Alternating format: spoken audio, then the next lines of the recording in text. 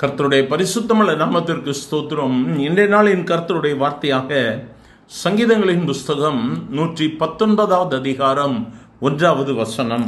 கர்த்தருடைய வேதத்தின்படி நடக்கிற உத்தம மார்க்கத்தார் பாக்கியவான்கள். என கருமையானவர்களே, இன்று உலகம் மனிதனை பல விதங்களில் புகழ்கிறது.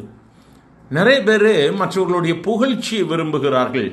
மற்றவர்கள் என்னை புகழ்ந்து பேச வேண்டும்.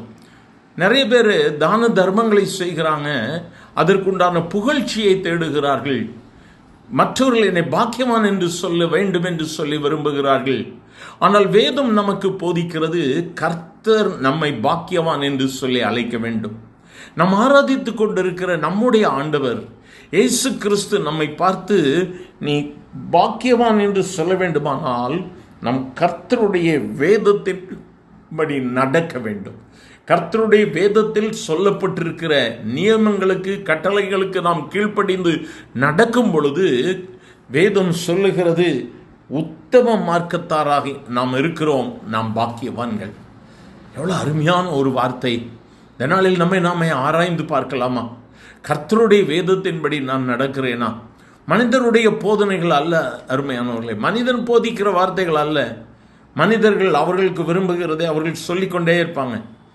வேதத்தோடு கூட இணைந்து சொன்னாலும் நாம் வேதத்தை எந்த அளவிற்கு தியானிக்கிறோம்? வேதத்தை தியானித்து நடக்கும்போது தான் பிரயோஜனம். வேதம் சொல்லுகிறது, கர்த்தருடைய வேதத்தில் இரவும் பகலும் தியானமாயிருக்கிற மனுஷன் பாக்கியவான். நம்ம எவ்வளவு நேரம் ஆண்டவருடைய வார்த்தையை தியானிக்கிறோம்? ஆண்டவருடைய வார்த்தை ரொம்ப ரொம்ப முக்கியமாக இருக்கிறது. அடுத்த வசனம் சொல்லுகிறது, அவருடைய சாட்சிகளை கை கொண்டு அவரை முழு இருதயத்தோடும் தேடுகிறவர்கள் பாக்கியவான்கள். இன்னைக்கு நம்ம ஆண்டவரை இப்படியாக தேடிக்கொண்டு இருக்கிறோம். முழு இருதயத்தோடு கூட அவரை தேடுறோமா? எனக்கு அருமையானவர்களே, உலகத்தில் இருக்கிற காரியங்கள் இவற்றிற்காக நாம் ஓடணும், உழைக்கணும், ஜெபம் அவசியம். ஆனால் அது எல்லாவற்றிற்கும் மேலாக நாம் கர்த்தரை தேட வேண்டும். நம் ஆண்டவரை முழு இருதயத்தோடு கூட தேடும் பொழுது அவர் நம்முடைய காரியங்களை அவரே பொறுப்பெடுத்துக் கொள்வார். இந்த நாளில் இந்த வார்த்தைகளை கேட்கும் பொழுது உன்னுடைய வாழ்வில் அநேக தேவைகள் இருக்கலாம்.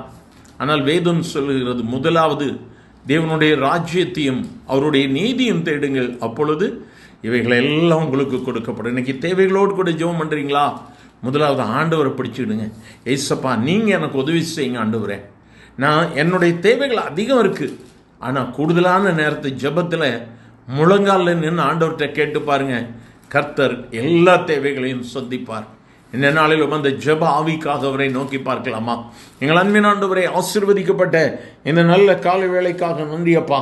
உம்முடைய சமூகத்தில் ஆண்டவரே, வேதத்தின்படி நடக்கிறவர்களுக்கு நீர் மேன்மையை கொடுக்கிறேன்.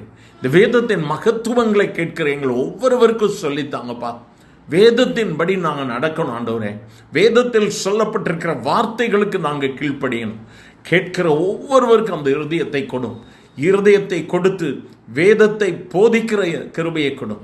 வேதத்தின்படி கீழ்ப்படிந்து பாக்கியவான்களாக இருக்க கர்த்தர் உதவி செய்யும். ஆசீர்வதியும். இயேசுவின் நாமத்தில் பிதாவே, ஆமேன், ஆமேன்.